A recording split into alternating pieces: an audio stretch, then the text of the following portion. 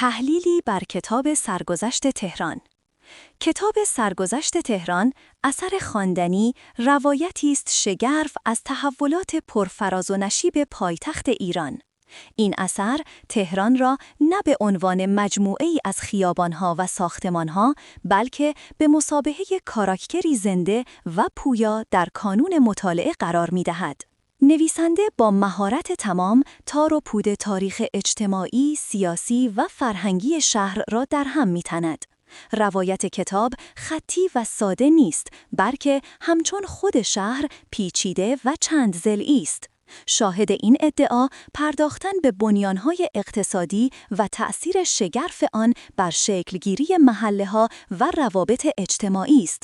از کاخهای مجلل شمال شهر تا خانه‌های گلی جنوب، همه در این سرگذشت جایگاه خیش را دارند و روایتی از نابرابری و تغییر را پیش روی خواننده می‌گشایند.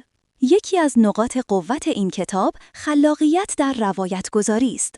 نویسنده تنها به ذکر تاریخ‌های دقیق و اسناد خشک تاریخی بسنده نکرده، بلکه با روایت داستانوار و به کارگیری نقل قول‌های زنده از خاطرات مردم، جان تازه‌ای به کالبد تاریخ شهر دمیده است. این روش خواننده را در حضور گرمای قرطوس دیروز و حیاهای برق آسای امروز قرار می‌دهد. مؤلف هوشمندانه نقش طبیعت را نیز در این سرگذشت فراموش نکرده است.